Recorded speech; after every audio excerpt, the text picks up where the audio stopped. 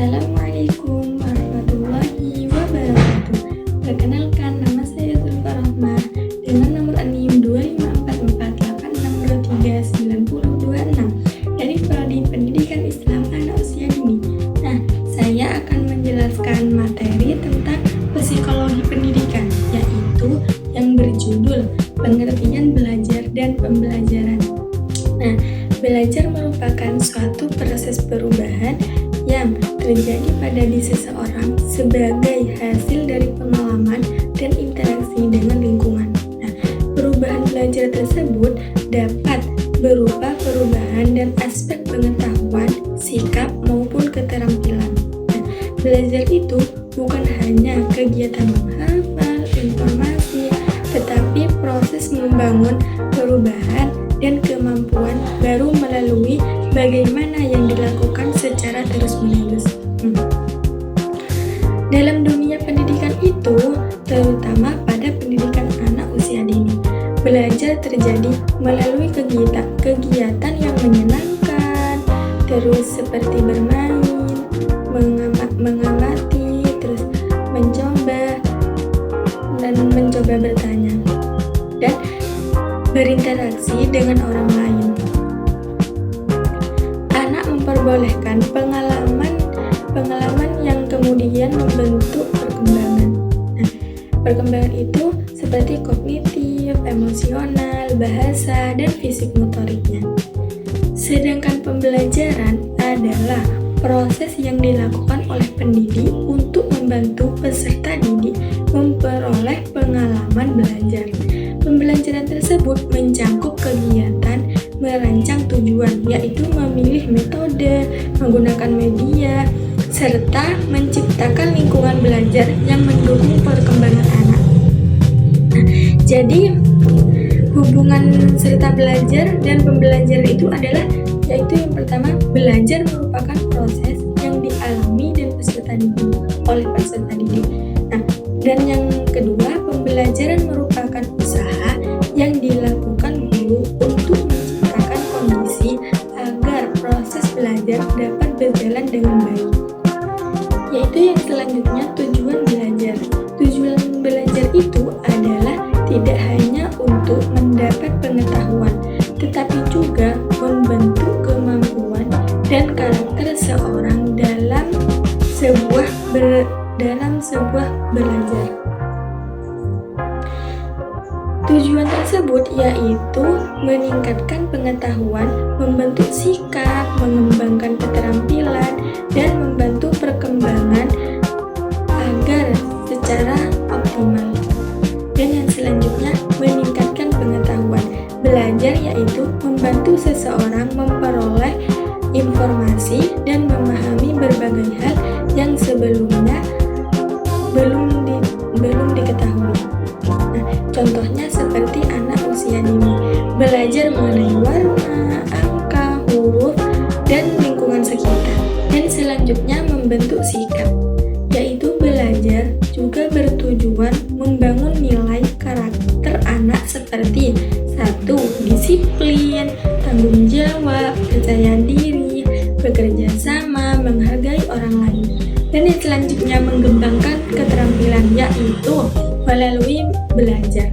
Anak dapat mengembangkan kemampuan tertentu seperti kemampuan berbicara, kemampuan motorik halus, dan kemampuan memecahkan masalah.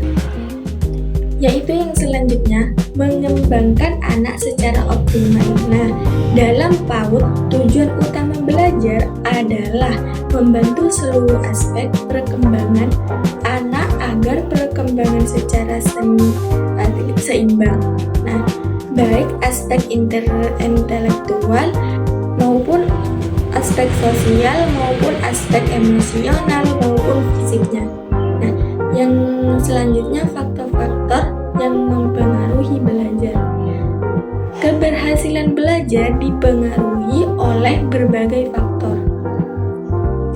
Faktor tersebut berbagi menjadi dua, yaitu faktor internal dan faktor eksternal. Pertama, faktor internal itu faktor adalah yang berasal dari dalam diri peserta didik. Pertama itu ada motivasi. Motivasi adalah merupakan dorongan dari diri seseorang untuk melakukan kegiatan belajar. Nah, anak yang memiliki motivasi seperti itu tinggi biasanya lebih aktif, mudah memahami materi dan memiliki semangat belajarnya. Nah, contohnya anak merasa senang belajar, membaca karena ingin bisa membaca buku cerita sendiri. Dan yang kedua yaitu minat. Minat adalah rasa tertarik seseorang terhadap suatu kegiatan anak. Nah, akan lebih mudah belajar jika kegiatan tersebut sesuai dengan ketertarikannya anak.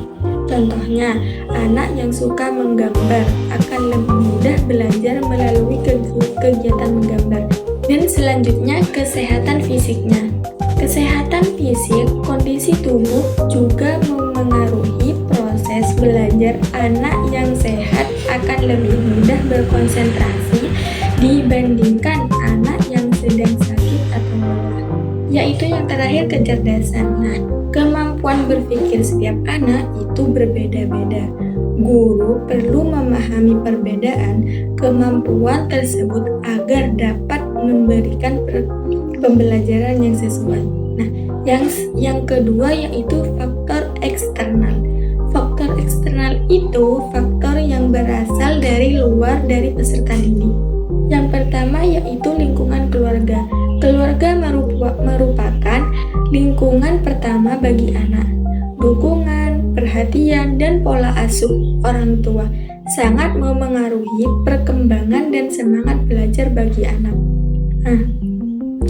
Contohnya, orang tua yang membiasakan membaca bersama anak dapat meningkatkan minat belajar anak. Nah, yang kedua, lingkungan sekolah. Sekolah harus menciptakan suasana belajar agar aman, nyaman, dan menyenangkan. Nah, peran guru sangat penting dalam memberikan motivasi, menciptakan kegiatan menarik, memahami kebutuhan anak. Dan yang ketiga, metode mengajar. Cara guru menyampaikan materi sangat memengaruhi keberhasilan belajar. Nah, metode yang menarik akan membuat anak lebih aktif. Contohnya, menggunakan metode bermain sambil belajar pada anak usia dini. Nah, yang selanjutnya, media pembelajaran.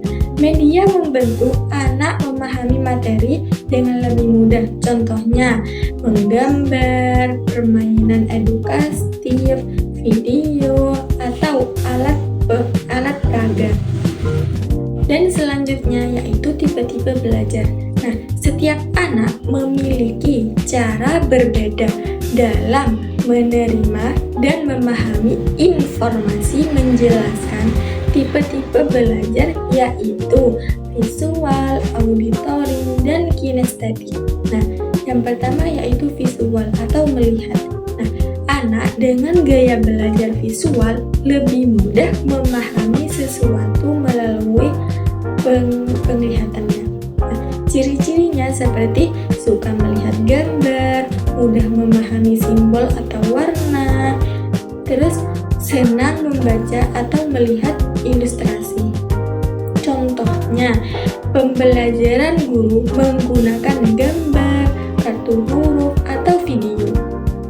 Dan yang kedua yaitu auditory. Auditory adalah mendengar.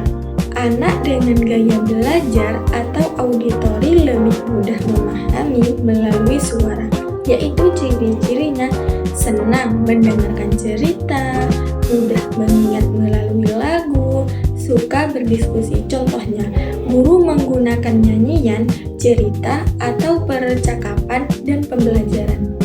Yang ketiga, kinestetik. Kinestetik itu gerakan atau langsung praktek. Nah, anak kinestetik itu belajar melalui kegiatan langsung dan pengalaman nyata. Nah, ciri-cirinya aktif bergerak, suka mencoba sendiri, belajar melalui praktek, dan seperti itu. Contohnya kegiatan bermain peran, eksperimen, sederhana, dan permainan pokok atau permainan fisik. Dan selanjutnya, kedudukan belajar dalam strategi pembelajaran. Nah, belajar yaitu merupakan inti dari seluruh proses pembelajaran. Strategi yang digunakan guru harus menyesuaikan karakteristik dan kebutuhan peserta didik. Yang pertama, dalam PAUD pembelajaran harus aktif, kreatif. Nah, aktif itu anak tidak hanya mendengarkan guru, tetapi ikut melakukan kegiatannya. Nah, yang kedua, kreatif. Guru harus menciptakan kegiatan yang menarik sehingga anak dapat mengembangkan imajinasi dan kreativitasnya. Dan yang ketiga, menyenangkan. Nah, kenapa harus menyenangkan? Anak usia dini itu belajar paling baik melalui kegiatan yang membuat mereka merasa nyaman dan senang. Nah, lalu strategi pembelajaran yang baik harus mempertimbangkan usia anak, kemampuan anak, minat anak, atau gaya belajar anak. Dari materi tersebut dapat disimpulkan bahwa belajar adalah proses perubahan perilaku yang terjadi melalui pengalaman. Perubahan tersebut meliputi pengetahuan, sikap, dan keterampilan. Nah, keberhasilan itu belajar dapat dipengaruhi oleh faktor internal seperti motivasi, minat, kesehatan, dan kecerdasan. Nah, serta faktor eksternalnya seperti keluarga, sekolah, metode mengajar, dan media pembelajaran. Nah, setiap anak itu berbeda-beda, memiliki cara belajarnya berbeda sehingga guru harus mampu memilih strategi pembelajaran yang sesuai. Nah, dalam pendidikan anak usia dini ini, pelajaran harus dilakukan secara aktif, kreatif, dan menyenangkan agar seluruh potensi anak dapat berkembang secara optimal. Dan intinya itu, tugas seorang guru bukan hanya menyampaikan materi, yaitu tetapi menciptakan lingkungan belajar yang mampu membantu setiap anak berkembang sesuai dengan kemampuan karakteristiknya. Nah, sekian pemaparan materi dari saya. Wassalamualaikum warahmatullahi wabarakatuh.